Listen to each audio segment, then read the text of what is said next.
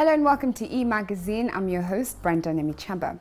In today's society, photography plays an important role to our visual minds, and it has always been considered to have a special status for truthfully recording the world and making people perceive photographs as something real. Now today in E-Magazine, we explore the development side of photography as we try to understand what exactly is photography with a purpose and how it impacts the society as a whole. And joining me in Metropole Studios today to help me have a clear perspective on today's conversation is Armstrong Toe, who is a very professional photographer in the Kenyan space right now. Welcome to Metropole Studios. Thank you. Thank you so much for being in E-Magazine today. A pleasure. Yes, I'm excited to just have a conversation on the Kenyan photography space right now, especially looking at, what photography with a purpose exactly means. So I want you to just start off by telling me about your journey in photography and how it's been so far, especially in Kenya. It has been great. It has been tiresome at some point. It has been amazing at some point, and I don't consider it it's more of my hobby. So I get paid to do what I love. So it's technically, I love it.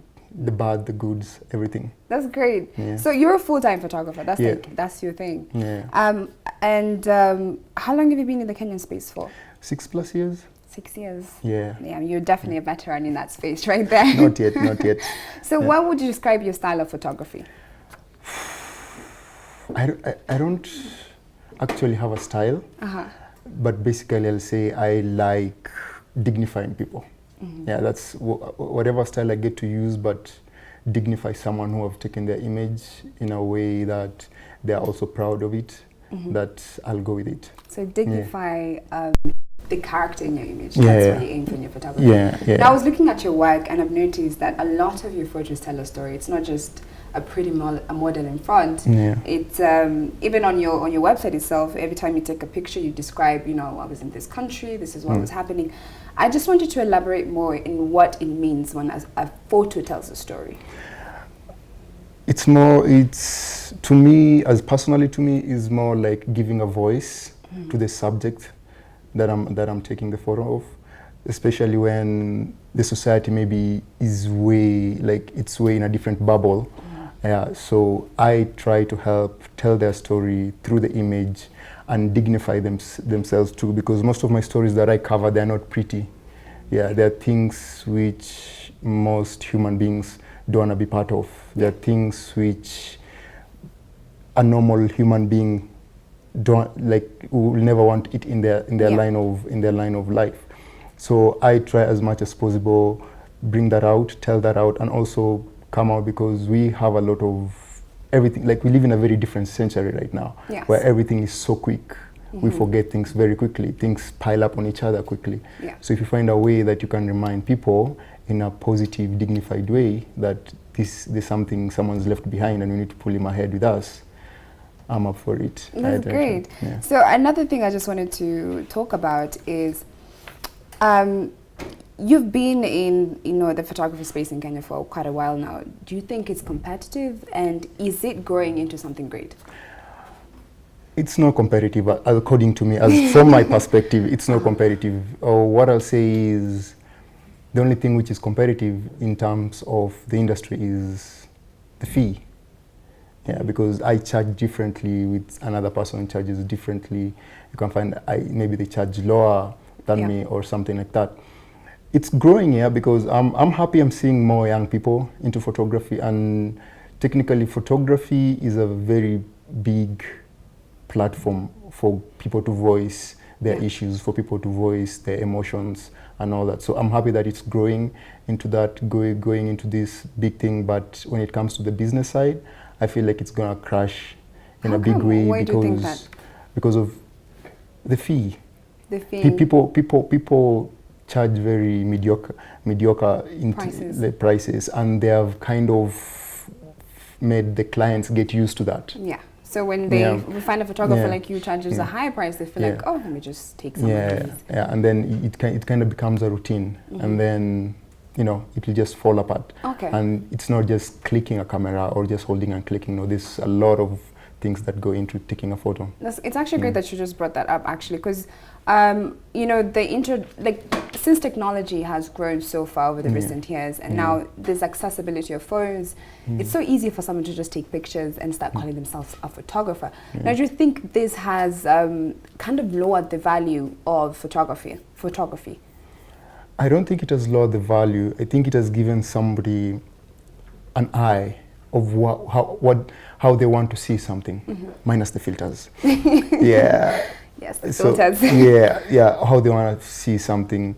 And for me, I'm happy that we have advanced camera phones right now. So that if you take a photo of yourself and come to be taken a photo by me, you'll tell me like, I want this photo to be this way. Yeah, you see how I took myself or my sister took of me. Yes. This is how I want to be. So it's giving people control on how to want them to be taken or how they want it to be seen. Yeah, so it's a good device. Now, still on that conversation, yes, you know, there's this accessibility of, you know, people like me who are not photographers to take pictures, right? Yeah. But then again, do you think it puts you know, that photography space in a position where people don't really know how to tell from bad photography and good photography? I think people can tell. I think people can tell. Photography is not just taking a photo, because photography is an art. So if you have the art in you, it will be seen. If you don't have it, people will see. And human beings are good at noticing what's bad. What's good and what's bad. Okay. Yeah. So how does someone like you, Armstrong, come up with a rate card for your work? It usually depends with what the client needs. So it's a lot of, apart from just what the client needs, it's what I'm going to use, because everything I use to make the client's work come out has to be charged. My fee has to be charged. I have to consider my experience too. So it's all that packaged in one. I just don't think about myself alone. Okay, it's every little bit, because it's a business. It's a business, because a camera is like a car. The more you click on it, the more mileage it gains.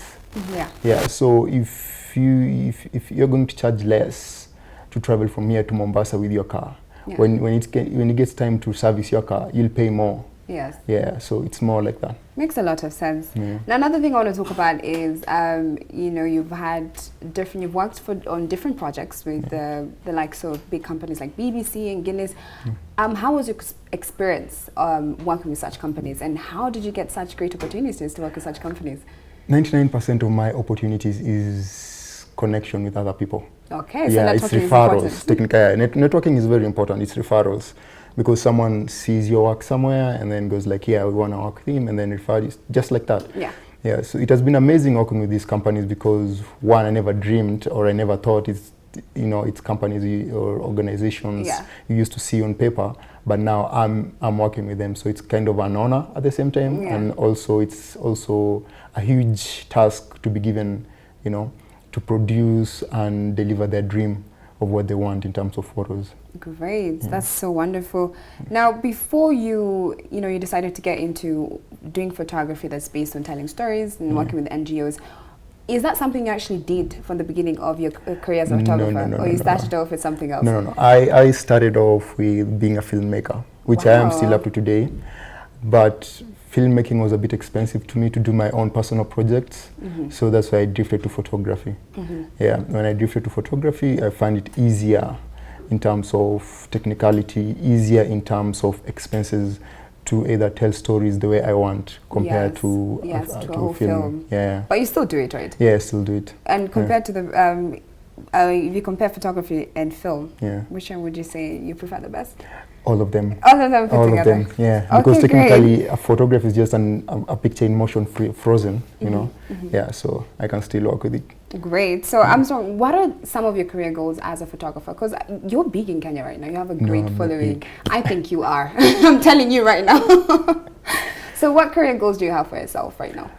My career goal is technically to help people tell, basically young people, and especially living in this kind of country that we are in, that our voices are drowned in any way. So I call myself an activist. Yeah.